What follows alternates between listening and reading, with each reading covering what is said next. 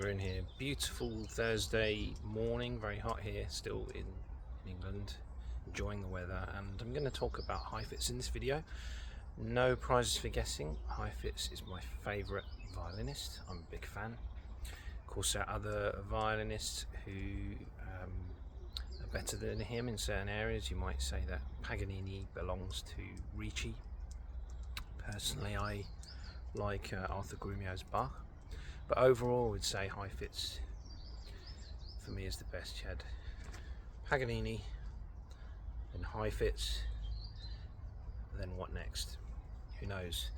But it's not the same world as it was in the old world, was it? Where travel happened by boat, and therefore you had isolated schools of violin playing.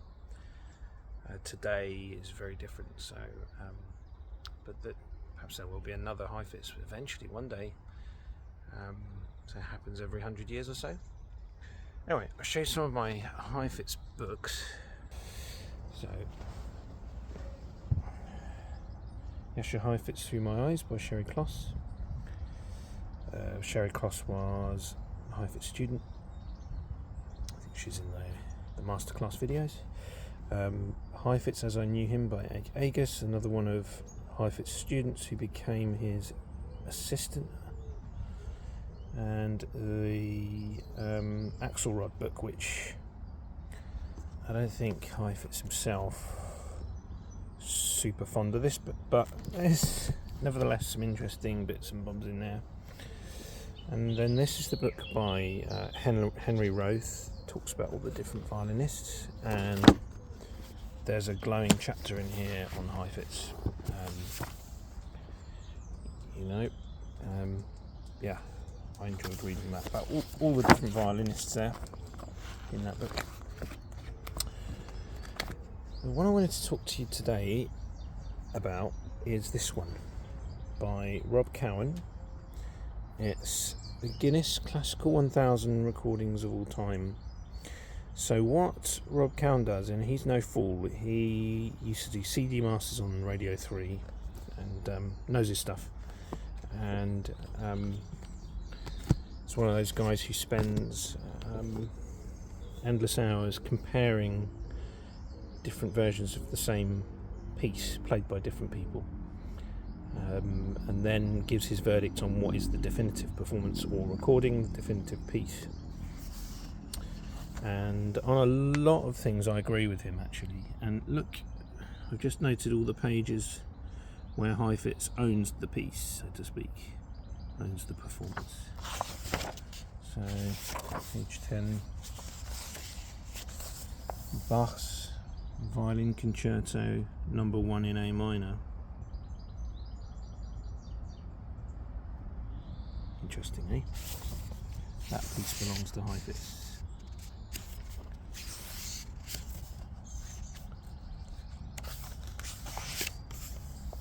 Page 17, a Mozart piece, the Turkish, number 5. JASCHA Heifetz, the RCA analogue.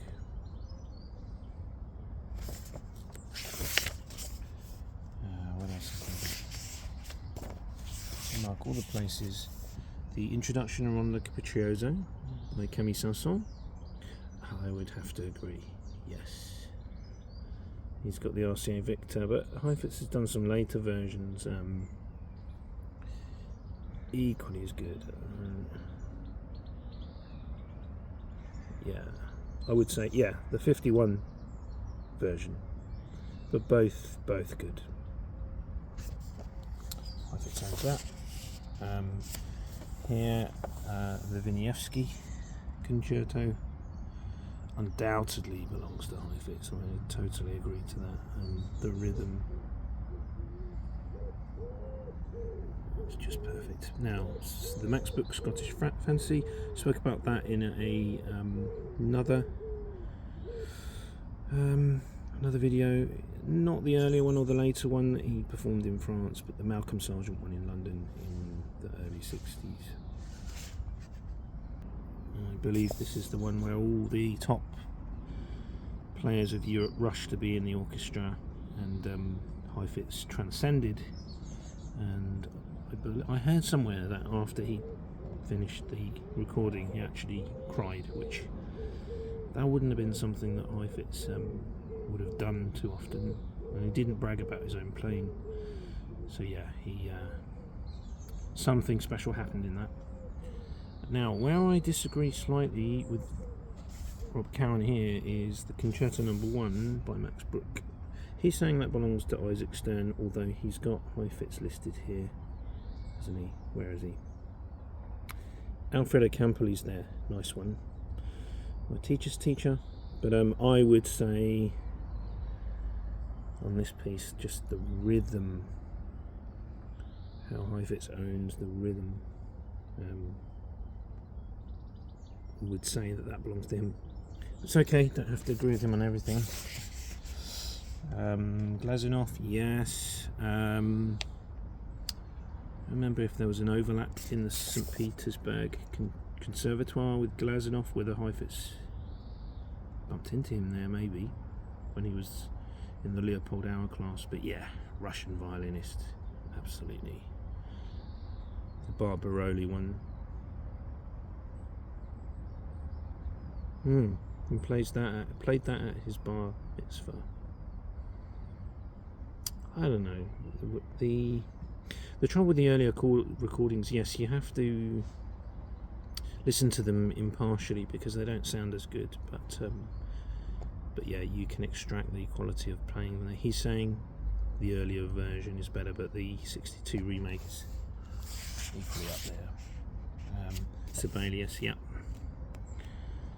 Have a picture of Heifetz walking with John Sibelius in Finland in the snow in my mind. I think it was Heifetz who basically revived this concerto.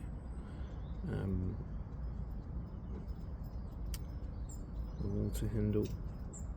But yeah, his second recording, I think, is the one. 59 recording, yeah. That piece makes the hairs stand up on my arms when I listen to that.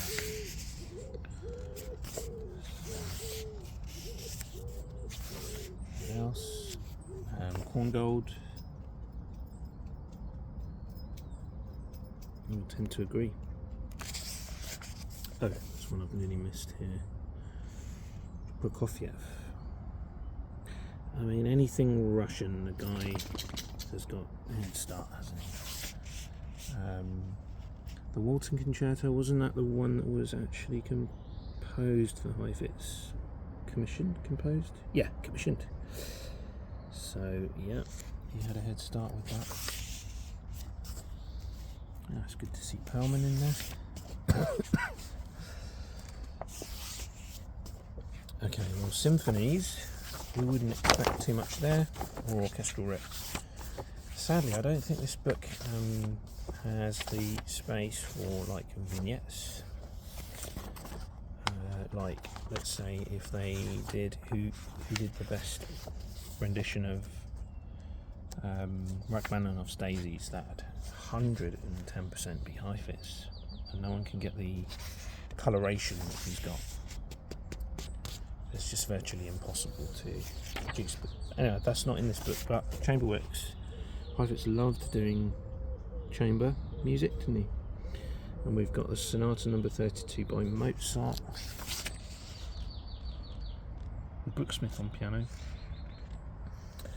The Spring Sonata, yeah, that was surprising. With a manual by. Spring Sonata by Beethoven. What else we got? The Debussy Violin Sonata with a manual by.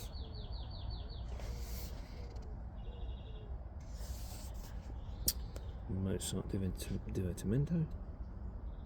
William Primrose and Feynman. Wow, what a trio, eh?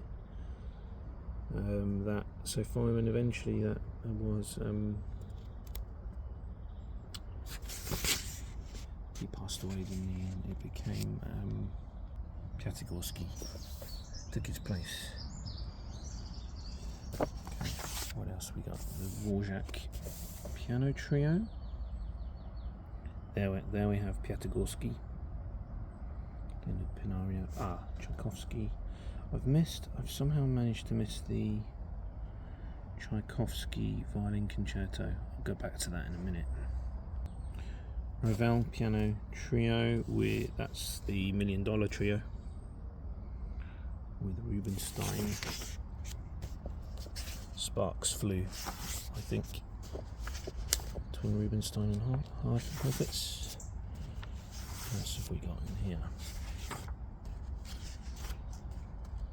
Chamber music, there's so much of it here. So we come to the Brahms piano quartet, sorry.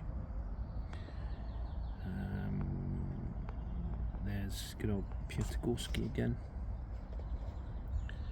and the Brahms string sextet here. Heifetz owns that. There we go. A shame that he didn't perform with Vladimir Horowitz. Horowitz is in throughout this book, by the way. Now, the Bach Sonata Number 3. I would tend to agree. Is that the one that's on his final performance album as well? I'd have to double check. Yeah. Such a very clean playing, and if you like vibrato in Baroque, like I do, the argument is that the Baroque composers wouldn't have objected, because vibrato wasn't as developed in them days. If you like, there's Horowitz, vibrato in Baroque, then you'll have no problem with that one belonging to Heifetz. I don't think he can stop his vibrato, it's instinctual. Instrumental solos, what have we got here? I think we're nearing the end. We're nearing the end now. Let me check. Songs we've gone. So let's go back and just find the Tchaikovsky, because that's very important. Here we are. Tchaikovsky. Here, Violin Concerto. A far lighter, less monumental piece than any of the piano concertos, lyrical in style and imbued with a feeling of folk music, especially in the finale. With its Polonaise style, second idea, Tchaikovsky composed his violin concerto in the wake of an emotionally crippling angst. He had recently emerged from one of the most difficult periods of his life, which included disastrous marriage, because he was gay, I guess, originally deemed unplayable by Heifetz's teacher. Subsequently parodied by Brodsky, it's since become a repertory mastery, and it's the Fritz Reiner version on RCA analog, 1950s. Yeah, the 57, and it's the cadenzas that are interesting, isn't it, in that? Okay, Wieniawski second, Brooks second.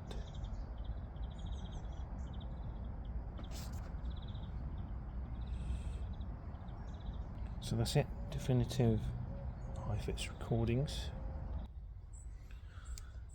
Just one of those players you can't stop listening to with mesmerising sound, but what Rob Cowans does, which is what we should all do, is compares different versions. I don't think the book mentioned Louis Spohr, number 8, that also belongs to Heifetz in my view. So, interesting book.